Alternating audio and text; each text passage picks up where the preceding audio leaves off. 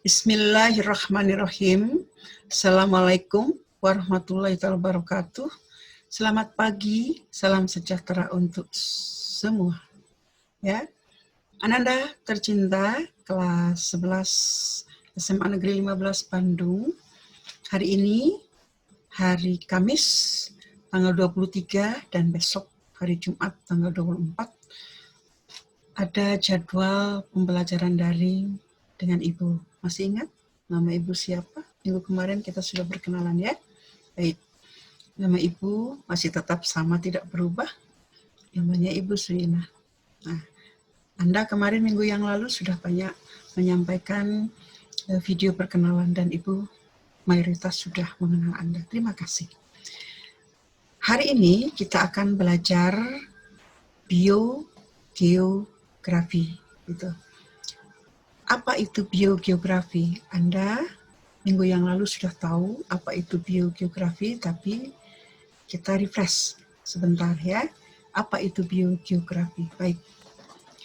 Biogeografi ya adalah ilmu tentang bagaimana penyebaran spesies-spesies dari flora dan fauna di permukaan bumi.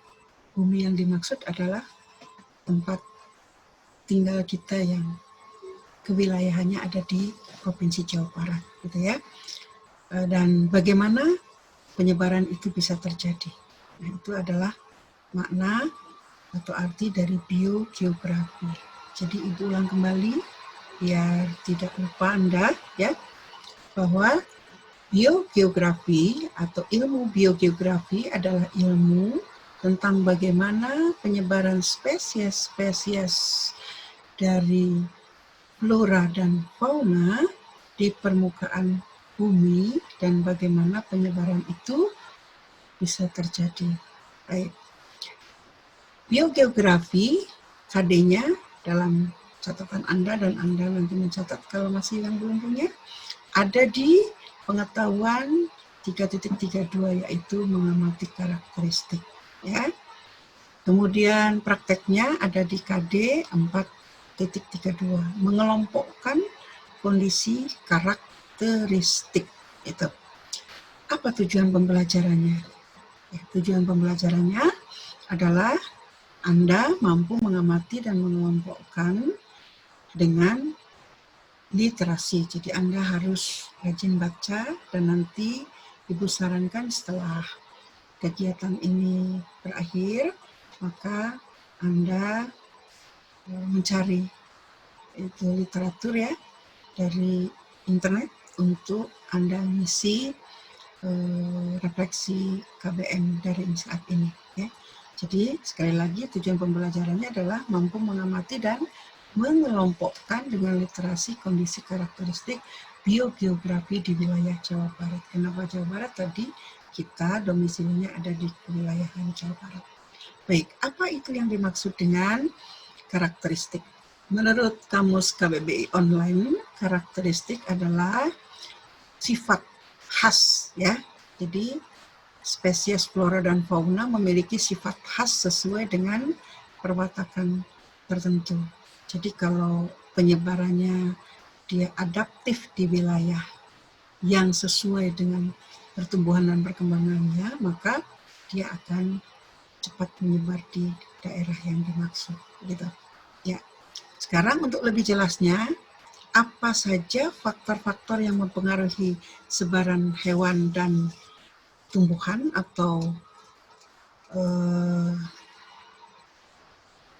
fauna dan flora, maka Ibu ketik ya, ini faktor-faktor yang mempengaruhi sebaran hewan ya atau tumbuhan. Jadi kalau hewan itu, kalau tumbuhan flora, kalau hewan adalah fauna, gitu ya. Hewan, supaya tidak salah, dalam kurung. Kalau tumbuhan flora ya, bentar. Kalau hewan adalah fauna. Tumbuhan, ya hewan adalah fauna dan tumbuhan adalah flora. Ya, faktornya ada 5 gitu ya. Jadi sekali lagi diulang, faktor-faktor yang mempengaruhi sebaran hewan atau tumbuhan, fauna dan flora gitu ya, ada 5. 1 faktor iklim, ya. 2 faktor edafik atau tanah. 3 faktor fisiografi. 4 faktor biotik. 5 faktor manusia. Nah, apa itu faktor iklim? Apa saja yang termasuk ke dalam faktor iklim? Ya, yang pertama Ibu sebutkan sinar matahari, kedua pengaruh suhu terhadap hewan, kemudian yang ketiga respon tumbuhan terhadap suhu, ya, respon hewan juga terhadap suhu, kemudian kelembaban, dan yang terakhir adalah angin. Baik.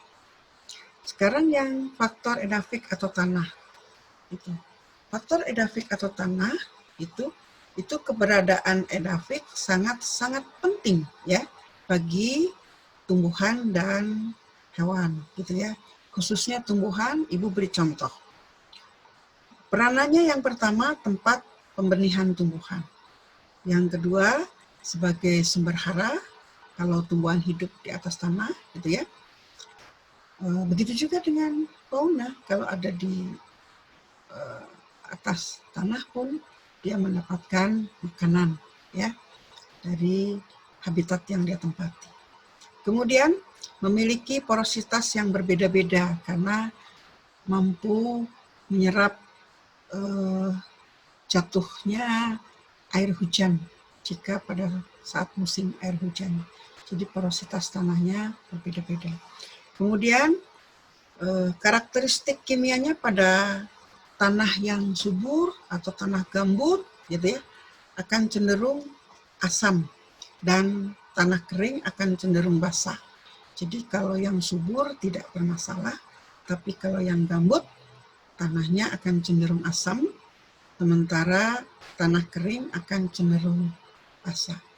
Baik. Kemudian untuk faktor fisiografi itu ya faktor yang ditimbulkan oleh susunan konformitas dan perilaku permukaan bumi. Ya, misalnya sifat-sifat topografi seperti ketinggian, kemudian proses-proses geodinamik seperti pendangkalan dan erosi serta konsekvensi faktor geologi setempat gitu ya, dan banyak lagi gitu. Kita lanjut ke faktor yang keempat yaitu faktor biotik gitu. Faktor biotik ini juga amat penting. Anda mengenal biotik ada tanaman tumpang sari, tanaman yang tinggi akan melindungi tanaman yang lebih rendah gitu. Begitu juga dengan faunanya gitu ya. Faunanya juga sama. Di situ pada faktor biotik ada misalnya tempat perlindungan bagi fauna yang hidup di daerah tersebut gitu ya. Kemudian untuk faktor yang kelima yaitu faktor manusia. Nah, ini penting. Keberadaan komunitas tumbuhan ya atau hewan, flora dan fauna itu dapat dipengaruhi oleh faktor manusia atau disebut faktor antropogenik itu namanya ya. Jadi faktor manusia adalah faktor antropogenik. Perubahan pada vegetasi yang terjadi secara alami biasanya gitu ya, biasanya terjadi secara perlahan gitu. Ketika manusia masuk ke dalam proses alami dengan modifikasi yang dilakukannya, maka perubahan vegetasi pun atau perkembangan pertumbuhan dari fauna pun dapat terlihat secara jelas dan cepat gitu. Nah, itu adalah faktor manusia yang berpengaruh. Baik, kita kembali ya untuk melihat bagaimana dan apa hubungannya dari materi biogeografi dengan COVID-19.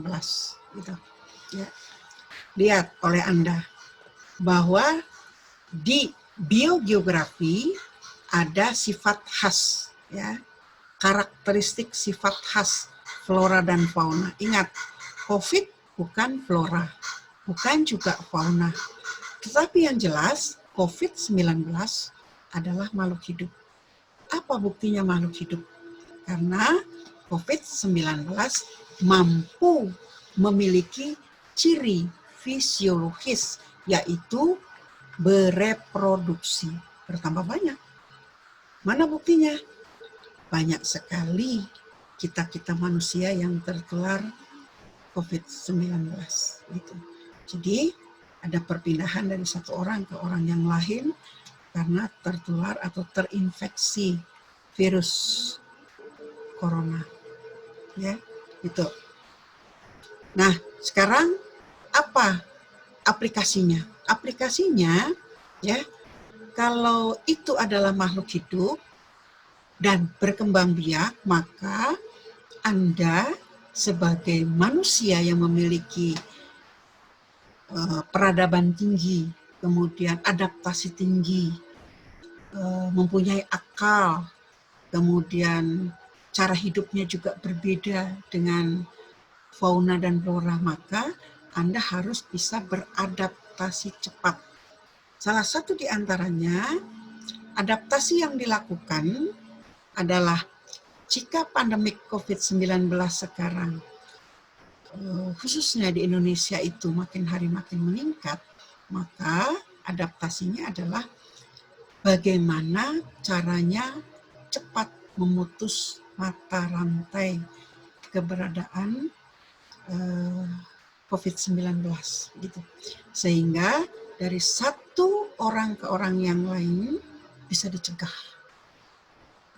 Anda dengan ibu selalu berusaha untuk sehat dan sehat. Maka adaptifnya adalah pakai masker, ya. Kemudian kita jaga jarak, physical distancing, gitu ya.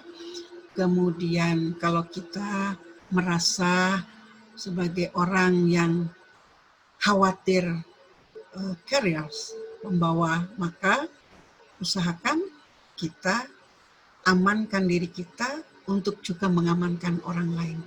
Yaitu salah satunya pakai masker. Jika kita mau melakukan aktivitas yang lain dari organ tangan kita, maka kita lakukan higienisasi dulu, yaitu cuci tangan dengan bersih, gitu ya. Selain itu kita hindari kerumunan orang-orang banyak, gitu. Walaupun kita ingin sangat bertemu dengan sahabat-sahabat kita, tapi usahakan kita jaga jarak dulu sebelum semuanya menjadi normal kembali. Ya, kita berdoa bersama, mudah-mudahan new normal ini menjadi cepat normal, sehingga COVID-19 sirna dari bumi Indonesia dan dunia. Itulah doa kita bersama, bukan? Baik. Nah, itu adalah penerapannya. Jadi sifat-sifat khas karakteristik yang ada di COVID-19 harus kita siasati untuk kita tidak terinfeksi penyakit itu, gitu. Ya, makan makanan yang sehat, jaga imunitas tubuh, jauhkan stres, ya, gitu. Kemudian tetap kita bersemangat untuk ikhlas menerima kondisi ini. Ya, tentu saja hidup berdampingan tetapi tidak tertular. Itu yang harus dimaknai. Hidup berdampingan seperti pada umumnya makhluk hidup yang lain. Flora, fauna, walaupun COVID-19 bukan flora, bukan fauna. Tapi yang jelas, COVID-19 adalah virus. Virus itu cirinya adalah partikelnya mikroskopis. Itu biasanya yang mikroskopis untuk virus secara keseluruhan itu ukurannya adalah 25 sampai 300 milimikron, ya, gitu. Dan reproduksinya dengan cepat. Maka kita cegah, kita tangkal. Gitu. Baik, anak-anakku sayang, kita masuk ke refleksi KBM ya. Refleksi KBM, Anda silakan isi ya. Isi apa? Diisi tabel yang sudah disediakan oleh Ibu. Di situ ada nomor urut, ada pembagian wilayah. Ingat, wilayah itu adalah zona ya. Kita tahu Jawa Barat itu dibagi menjadi, kita lihat ya di sini ya, dibagi menjadi 18 kabupaten itu ya, yang hanya kabupaten saja. Itu lihat oleh Anda dari angka 1 merah di atas sampai angka 18 itu adalah kabupaten. Tapi ingat, kenapa angka 1 sampai angka 6 adalah merah? Karena kabupaten di situ memiliki kota gitu. Ya, coba Anda lihat nomor 1 Bandung, kotanya Bandung. Nomor 2 Tasikmalaya, kotanya Tasikmalaya. Gitu dan seterusnya. Sehingga yang merah itu, area merah adalah zona dari kabupaten dan kota ada 6. Ya. Sementara yang hijau, ya, yang hijau itu adalah kota saja. Ada 3, Cimahi, Depok, Banjar. Nah, pembagian zona ini, ya, wilayah di Jawa Barat ini, nanti Anda masukkan ke kolom, ya, refleksi KBM yang ada di tabel. Coba lihat oleh Anda di sana ada pembagian wilayah, ada kabupaten, ada kota, ada kabupaten, dan kota. Sekarang Ibu ambil contoh untuk mengisinya yang pertama. Ibu ambil, karena kebetulan Ibu domisilinya di Bandung dan Anda juga di Bandung, maka kita isi kabupatennya adalah Bandung, kotanya Bandung, kabupaten dan kotanya Bandung. Nah, kearifan lokalnya silakan Anda literasi ya. Cari literatur, kemudian Anda isi. Memiliki kearifan lokal apa di situ, ya. Kemudian icon floranya apa? Ibu bantu. Icon floranya adalah untuk Bandung, itu Caesalpinia pulcherrima atau kita sebut kembang merak. Nah, ini gambarnya, gitu ya, kembang merak atau merak-merakan ya. Nah, di mana dimasukkannya kolom tanaman ini? Dimasukkan ke kolom keterangan pada gambar itu, ya. Sedangkan icon faunanya apa? Untuk Bandung, gitu. Untuk Bandung adalah Pycnonotus aurigaster, artinya kita sebut biasa burung kutilang tuh, ya. Di mana dimasukkannya gambar ini? Di kolom keterangan gambar, ikonnya tadi, ya, icon faunanya Anda tulis di kolom icon fauna. Baik. Refleksi yang kedua, Anda silakan isi dari pertanyaan itu. Adakah hubungannya antara pengelompokan biogeografi dalam tabel di atas, ya, zona biogeografi yang ada di Jawa Barat di atas itu, ya, dengan masa pandemi COVID-19? Tadi Ibu sudah menjelaskan gitu. Anda mungkin bisa menjawabnya kembali, ya. Yang pertama, jika ada, maka sebutkan alasannya. Tapi jika Anda menjawab tidak ada, sebutkan juga alasannya. Yang jelas tadi dalam materi Ibu sudah menjelaskan, Anda pasti bisa menjawab ada atau tidak.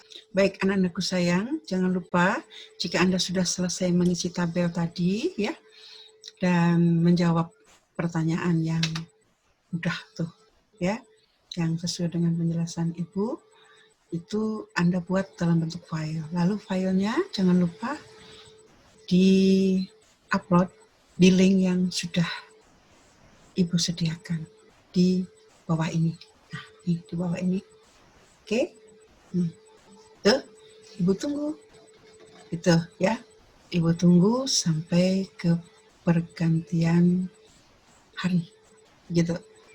Nah, nanti kalau sudah pergantian, Google Form-nya Ibu tutup. Ya. Selamat mengerjakan. Sampai di sini dulu di pertemuan yang kedua.